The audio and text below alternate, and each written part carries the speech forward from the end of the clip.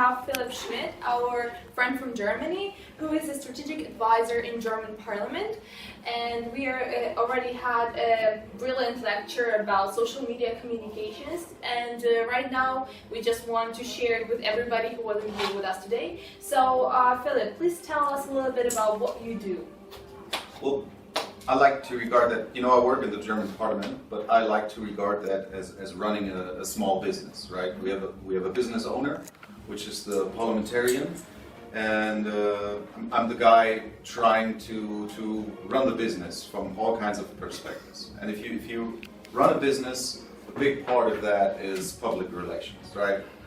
We don't produce products, but we provide a service, right? Every parliamentarian in Germany has about 250,000 people in his constituency, and you need to give those people information, and you need to be there for those people. And of course you need to advertise for yourself so that people know what you did. And we try to coordinate that in a sense that we provide a service to the citizens, right? Basically they bought our product because they voted for my boss. And now we have 4 years, that's the term in Germany, to prove that we do good work. And in 4 years, they can either buy the product again or they buy another product, if you know what I mean. And in that sense, since it's 2016, one major implication is in fact social media. We have a completely different landscape 3 years ago, even the election before that, it was even much more difficult. Today you cannot do a good job without social media. And this is what we try to utilize, and what I think you can basically boil down to any business, more or less. And that is what I talked about today. Okay, and how did you end up here in Ukraine? So do you have any business here or maybe friends? No, well, you could say that. Well, it's just a European country like any other country. We started out. We were in a sort of in a business club environment, which went a little international for 7 years ago, and we thought, okay, what do we want to do? Where do we want to go? With what kinds of people do we want to talk about? And then you have the usual suspects, Great Britain, Italy, the United States. But we thought it would be much more interesting to connect somewhere where not so many people connect yet.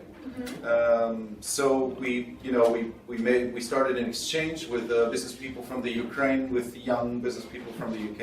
Just go together, exchange ideas, meet each other, get to know each other.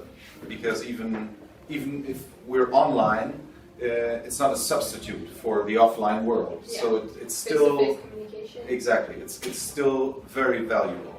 And this is how we started out.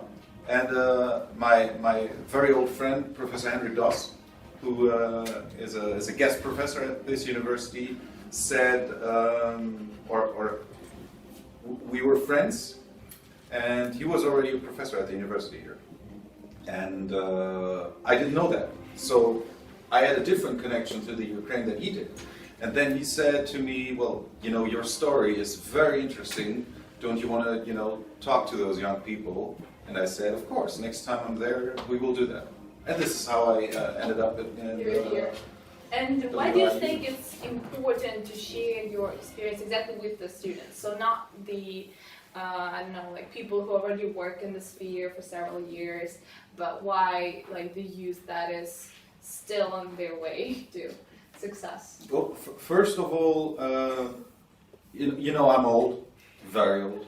No, but I still remember when I studied. And when we had guest lectures, it was always more inspirational than the regular lectures. Well, yeah. And I don't know if I can do that, but it's always interesting to see another side of the coin. You need your groundwork, your basics. You will be much better in anything you do in business when you know your statistics, your accounting, your whatever, all those subjects that nobody likes, especially the very, very good students. But this is, and this is also true,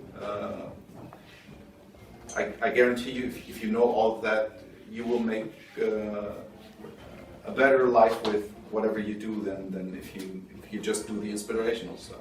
But I think in between you need those inspirations to know why you do the other stuff. Because it's a long term. Sometime in the study you ask yourself, why do I do that? Do I really need to do that? In the end, what is it for? Will I get a job? And if somebody comes who tells you, hey, I was not smarter than you, and I'm doing fine for myself, I think that's a very good reason to spend, I don't know, half an hour or an hour of my time. Yeah, thank you. I think you managed to share this inspiration with our students, and probably you added some new vision to what we want to do in our lives and what possible opportunities we have. So we hope to see you again in our university, and thank you very much. You will. Thank you for having me.